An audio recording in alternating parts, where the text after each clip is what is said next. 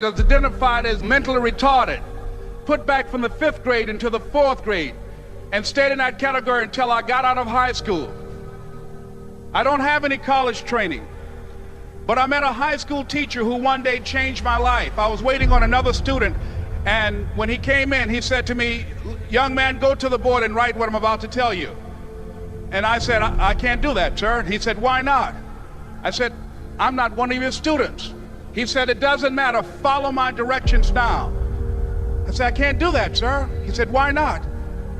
I said, "Because I'm educable mentally retarded." And he came from behind his desk and he looked at me. He said, "Don't ever say that again. Someone's opinion of you does not have to become your reality." And as he talked, my heart began to beat fast. Tears began to run down my eyes, and I was in the back just listening to him, because the speech he was giving, that speech was for me. And he said, "Les Brown," he said, "if you want to do anything worthwhile in life, you've got to be hungry." I told Mr. Washington I wanted to become a disc jockey. And so I started working to develop myself. He said, "I want you to practice every day being a disc jockey."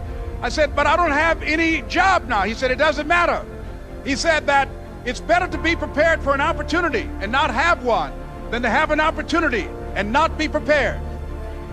And as I was working to develop myself, I applied for a job as a disc jockey, WMBM on Miami Beach. I went to a guy named Milton Butterball. I said, "How you doing, Mr. Butterball? I'd like to get a job as a disc jockey." He looked at me, he said, "You have any broadcast background?" I said, "No, sir, I don't."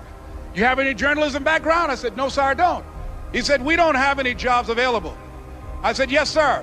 I went back to Mr. Washington and I told him. He said, "Don't take it personally." He said, "Most people are so negative, they will have to say no 7 times before they say yes." He said, "Go back again." So I went back again. I said, "How you doing, Mr. Butterball? My name is Les Brown." He said, "I know what your name is. What do you want?"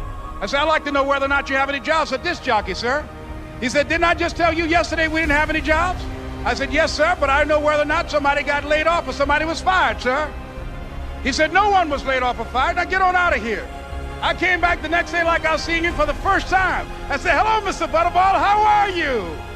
He looked at me with rage. He said, "Go get me some coffee." I said, "Yes, sir." And I went to get him some coffee. After a while, I would get their lunch and dinner, and I would go in the control rooms and take the disc jockeys their food, and I would not leave until they would ask me to leave. One Saturday afternoon, while I was at the radio station, a guy named Rock was drinking while he was on the air. I was the only one there, looking at him through the control room windows, walking back and forth, young, ready, and hungry. Pretty soon the phone rang, and it was the general manager. And I answered the phone. I said, "Hello?" He said, "Les, this is Mr. Klein." I said, "I know." He said, "Rock can't finish his program." I said, "I know." He said, "Would you call one of the other DJs in?" I said, "Yes, sir." I hung the phone up. I said, "Now he must think I'm crazy." I called my mom and my girlfriend, Cassandra. I said, "Y'all turn up the radio and come out on the front porch. I'm about to come on the air."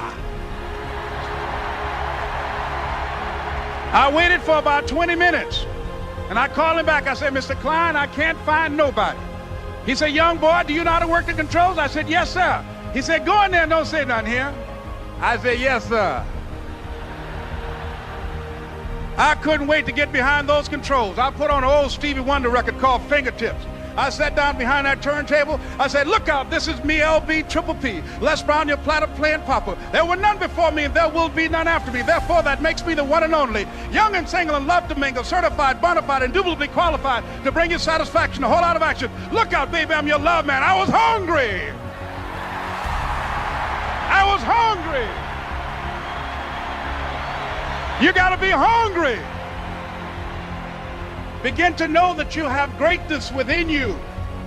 And if just one of you here begin to envision yourselves as being blessed and highly favored to reach your goals, if just one of you capture the essence of what that means, that you have greatness within you and a responsibility to manifest that greatness, that you can make your parents proud, you can make your school proud, you can touch millions of people's lives And the world will never be the same again because you came this way.